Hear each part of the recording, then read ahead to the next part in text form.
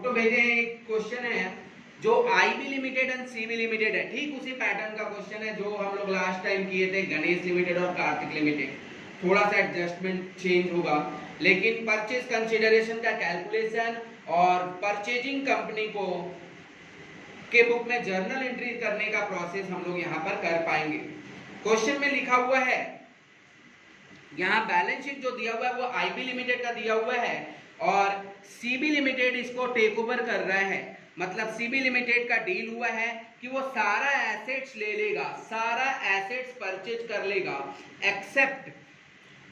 Accept cash and investment. मतलब CB limited ये बोला है कि वो आईबी लिमिटेड का सारा एसेट्स परचेज कर लेगा एक्सेप्ट कैश और इन्वेस्टमेंट, कैश और इन्वेस्टमेंट को छोड़कर। पॉइंट नंबर 2 ये बोला है कि सीबी लिमिटेड इसके लिए दे क्या रहे हैं, सीबी लिमिटेड उनका डिबेंचर्स को 8%, डिबेंचर्स को 6% प्रीमियम पेड कर रहा है। हालांकि डिबेंचर्स जो है वो परचेज कंसिडरेशन का पार्ट नहीं होता, ये अलग का बात हो गया। दूसरा नंबर चीज, सीबी लिमिटेड जो है वेंडर को 5 इक्विटी शेयर देगा 10 रुपया ईच करके, वो भी 18 रुपया में। फ्रॉम द परचेजिंग कंपनी के व्यू पॉइंट से सीबी लिमिटेड यहाँ पर क्या कर रहा है, purchase for every 10 equity share, her 10 equity share के बदले में सीबी लिमिटेड आईबी लिमिटेड को 5 इक्विटी शेयर देगा और 18 रुपया एक शेयर करके, 18 रुपया एक शेयर करके, मतलब तुम लोग समझ रहे होगे कि एक शेयर जो 10 रुपया का था वो अब सीबी लिमिटेड 18 रुपया करके पेड कर रहा है। तो हम लोग यहाँ पर एक शेयर जो है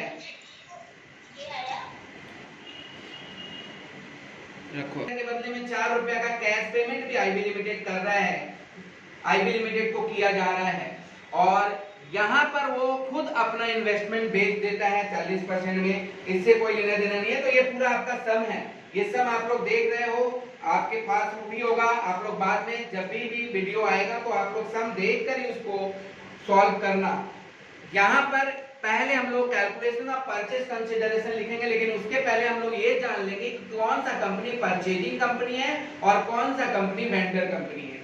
बैलेंस शीट दिया हुआ है आईबी लिमिटेड का, सीबी लिमिटेड परचेज कर रहा है आईबी लिमिटेड को, तो यहाँ पर सीबी लिमिटेड जो है वो परचेजिंग कंपनी है। अभी हम लोग किसके पॉइंट ऑफ व्यू से सीखेंगे, तो वो हम लोग सीखेंगे इन द बुक्स ऑफ, मतलब in the books of CB limited के तरफ से सीखेंगे। In the books of CB limited हम लोग सीबी लिमिटेड का सारा चीज कैलकुलेट करेंगे। सबसे पहला नंबर चीज आपको कैलकुलेट करना है वो है calculation of purchase consideration, calculation of purchase consideration.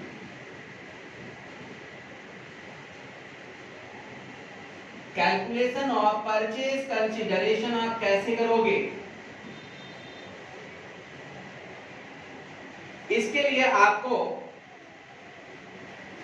सबसे पहले देखना होगा कि वो क्या क्या दे रहा है। कंपनी यहाँ पर the vendor will get 5 equity shares of 10 each at ₹18 from purchasers as for every 10 shares। मतलब हर 10 शेयर के बदले में 5 शेयर दे रहा है। अब हम लोग थोड़ा ऊपर देख ले कि उसके पास टोटल नंबर ऑफ शेयर्स कितना है, 10 lakh total number of total value है, 10 ईच करके है।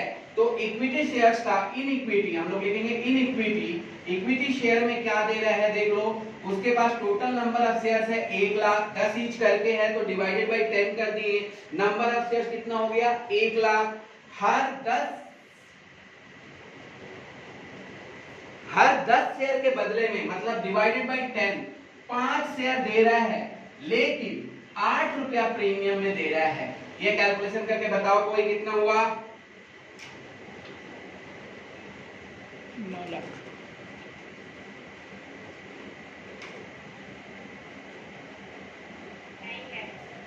9 लाख। ये 9 लाख रुपया इक्विटी शेयर को दिया। इसके बाद बोला है कि हर एक इक्विटी शेयर को हर एक शेयर पे 4 रुपया का पेमेंट करेगा, हर एक शेयर पे 4 रुपया का कैश पेमेंट करेगा। तो दूसरा चीज हम लोग लिखेंगे इन कैश, हर एक शेयर पे मतलब टोटल नंबर ऑफ शेयर है 1 लाख, 4 रुपया का कैश पेमेंट होगा, डिवाइड करने का जरूरत नहीं है, हर शेयर को मतलब डिवाइडेड बाय 1 into 1 करेंगे, या फिर आप 1 लाख into 4 लिखिएगा, तो total amount in cash payment हो रहा है उस कंपनी को 4 लाख। ये क्लियर हो गया क्या? ये है परचेज कंसीडरेशन। ये क्लियर हुआ आप लोगों को? पहला पॉइंट है डिवेंचर्स का। डिवेंचर्स के लिए हम लोग डिवेंचर्स को हम लोग परचेज कंसीडरेशन में इंक्लूड नहीं करते, याद रखेंगे। दूसरा पॉइंट है इक्विटी शेयर के पेमेंट करने के लिए, तो इक्विटी शेयर को जो पेमेंट करेगा, total number of equity shares उसके पास है 10 लाख, उसका अमाउंट है 10 ईच करके है, 10 लाख डिवाइडेड बाय 10 करेंगे तो नंबर ऑफ इक्विटी शेयर हो गया 1 लाख।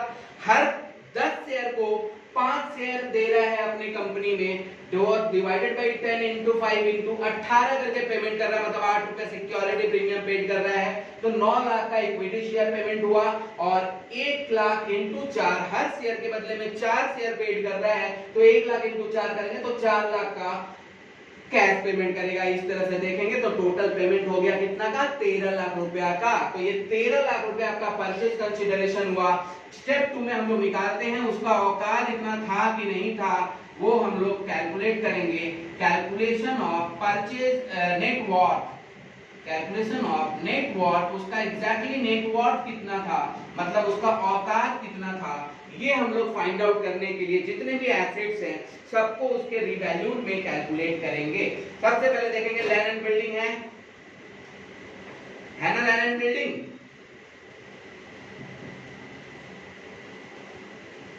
लैंड एंड बिल्डिंग कितना का है?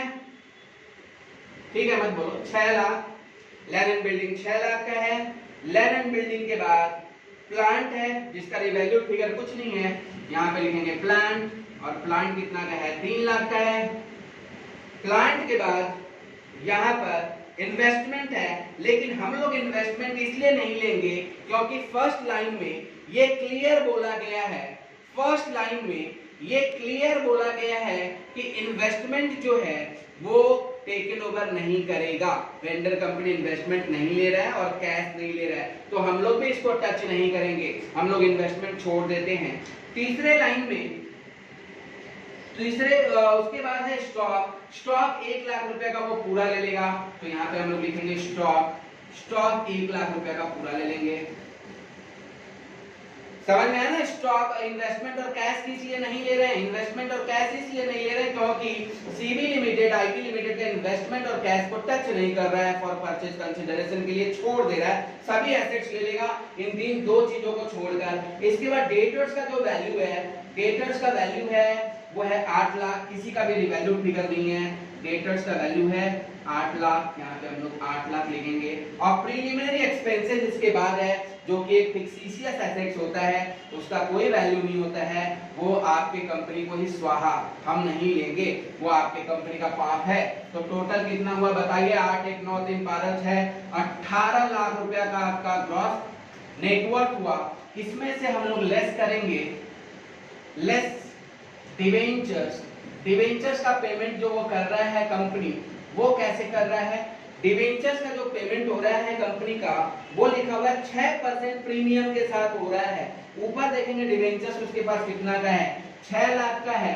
6 लाख का 6% देगा एक्स्ट्रा, तो 106% वो पेमेंट करेगा। तो 6 लाख का 6% एक्स्ट्रा हुआ, मतलब कितना हुआ? 106%। तो 6,36,000 वो डिवेंचर्स वालों को पेड किया। डिवेंचर्स वालों को पेड करने के बाद क्रेडिटर्स का बात नहीं हम लोग इसलिए लिखेंगे क्योंकि लास्ट टाइम में देखिए वो लिखा हुआ है कि वो अपना इन्वेस्टमेंट बेच देता है और क्रेडिटर को खुद ही पेमेंट करता है, मतलब आईबी लिमिटेड अपने इन्वेस्टमेंट को सोल्ड आउट कर देता है और क्रेडिटर को खुद ही पेमेंट कर देता है, मतलब उसका क्रेडिटर भी ये नहीं लेगा, और कॉस्ट ऑफ ऑब्जेक्शन का भी पेमेंट वो खुद ही करता है आईबी लिमिटेड। तो यहाँ पर ये कहने का मतलब हुआ कि हम क्रेडिटर किस लिए नहीं लेंगे, क्योंकि आईबी लिमिटेड अपने इन्वेस्टमेंट को रख लेता है, वो सीबी लिमिटेड के हैंडओवर नहीं करता है और उसको बेचकर अपने क्रेडिटर्स वगैरह का वो पेमेंट करता है। तो क्रेडिटर्स अब हमारा लायबिलिटी नहीं रह जाएगा क्योंकि आईबी लिमिटेड बोला कि हम पेमेंट कर देंगे, आपको लेने का दरकार नहीं है।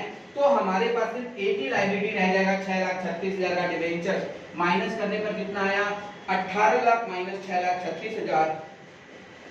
18 लाख से आप 6,36,000 11,64,000, 11,64,000 ये आपका आ गया नेट वर्थ। और आपने कितना मारा था उसके मुंह पर, कितना पेमेंट किया था उस आदमी को, मतलब उस आईबी लिमिटेड को, लेस पीसी। पीसी कितना पेमेंट हुआ था, 13 लाख का। तो परचेस कंसीडरेशन जब आप 13 लाख का पेमेंट किए थे और ये 11,64,000 उसका नेटवर्थ हुआ, तो आप उसके औकात से काफी ज्यादा दिए थे, और जितना ज्यादा दिए थे वो आपका गुडविल हुआ। बताइए कितना हुआ, 1,36,000, क्योंकि आपने उसके नेटवर्थ से ज्यादा दिया था, तो बिजनेस में आपके लिए गुडविल हो गया। तो बताओ, अब थोड़ा सा इजी समझ में आया होगा purchase consideration in comparison to first sum. First sum का क्या दिक्कत था, कोई दिक्कत नहीं था, उसका दिक्कत यही था कि वो पहला सम था। थोड़ा दिक्कत होता है, बोर्ड में आया हुआ क्वेश्चन है, यूनिवर्सिटी में आया हुआ क्वेश्चन है, उसमें अलग अलग तरीका कुछ पूछेगा ही। जैसे इस क्वेश्चन में आपको परचेस कंसीडरेशन निकालने में इतना असुविधा नहीं हुआ, यहाँ पे साफ साफ बोला है कि उसके डिवेंचर्स को कितना पेमेंट देगा, ये सब कुछ करेगा। तो यहाँ पर परचेस कंसीडरेशन हम लोग कैलकुलेट कर चुके हैं। इसके बाद हम लोग from the view point of किसके तरफ से कर रहे हैं, हम लोग from the view point of CB limited के तरफ से कर रहे हैं। तो अब हम लोग सीबी लिमिटेड के बुक में जर्नल एंट्री करेंगे। सबको समझ में आया परचेस कंसीडरेशन? किसी को कोई क्वेश्चन हो अभी अनम्यूट करके मेरे से बात करें। Journal number 1, business purchase account debit. Business purchase account debit, ये जर्नल नंबर 1 होता है। Business purchase account debit to liquidator of कौन सा कंपनी, लिक्विडेटर ऑफ कौन सा company, liquidator of IB Limited. Yes, IB Limited के बिजनेस को ये सीबी लिमिटेड परचेज कर रहा है। और परचेज कंसीडरेशन क्या तय हुआ था, परचेज कंसीडरेशन क्या तय हुआ था, कोई बताओ? 13 लाख, यही तो 13 lakh. being business purchase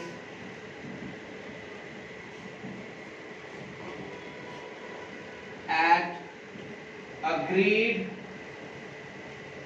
purchase consideration।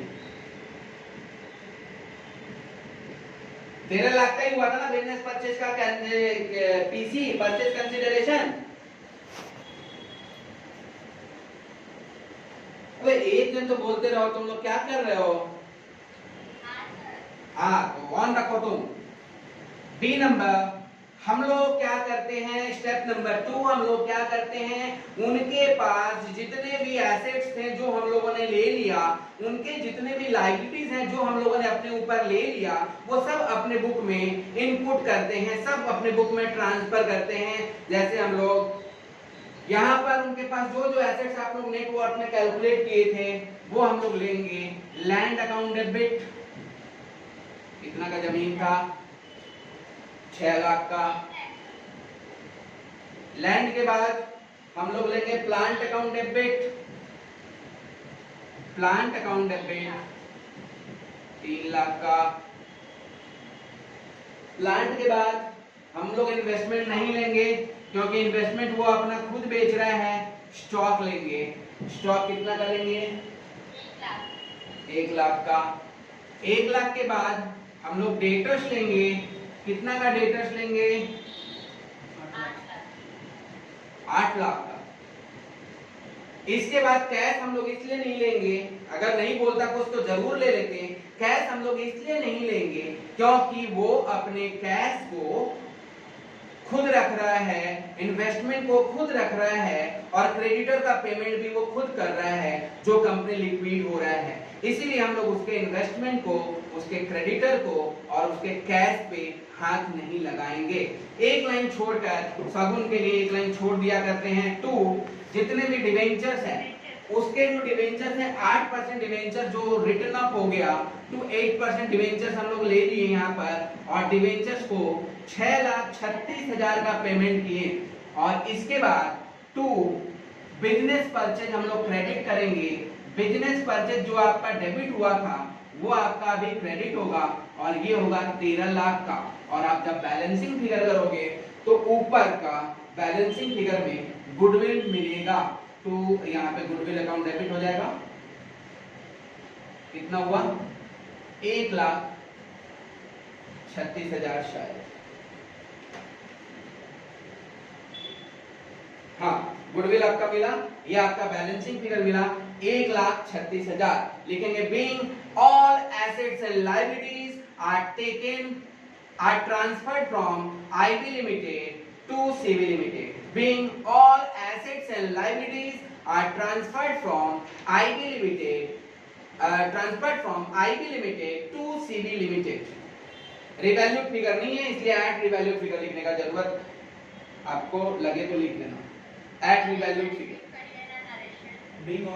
being all assets and liabilities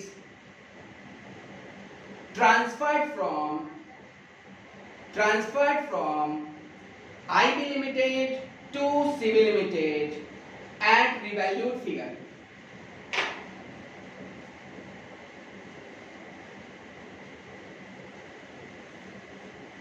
दूसरा एंट्री हो गया। अब हम लोग एंट्री नंबर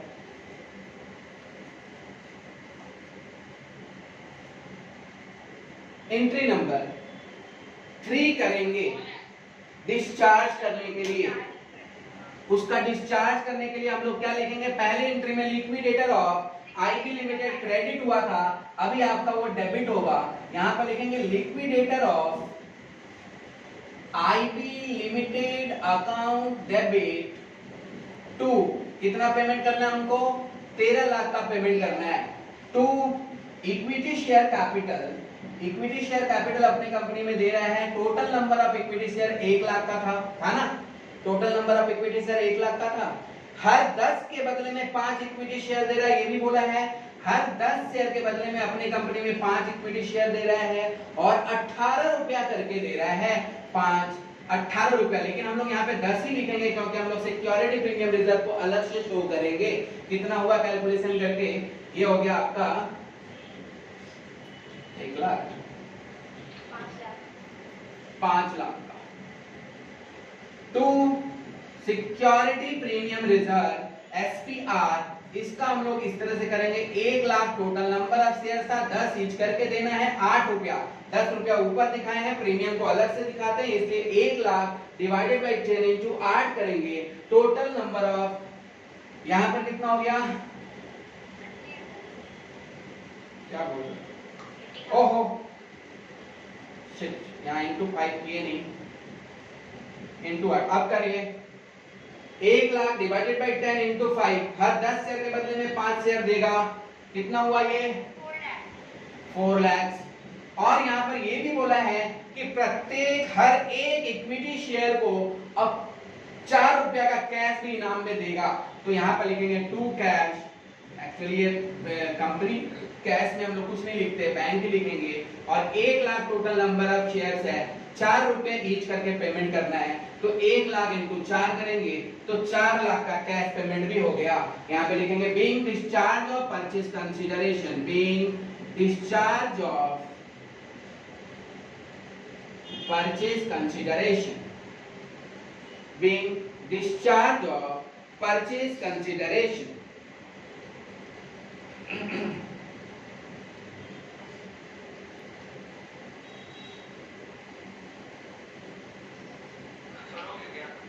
लास्ट एंट्री है जो डिबेंचर्स का एंट्री था, उसका 8% डिबेंचर खत्म हो जा रहा है, तो 8% डिबेंचर अकाउंट डेबिट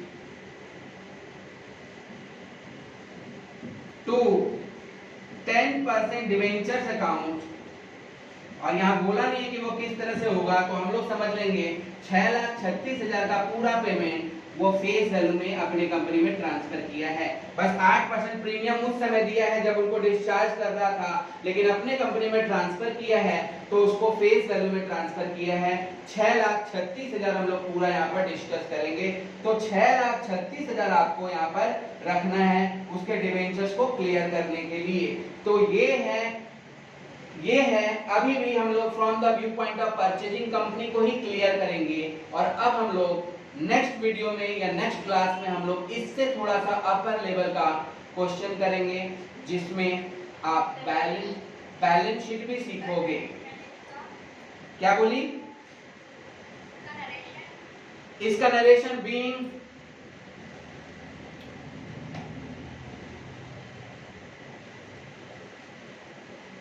being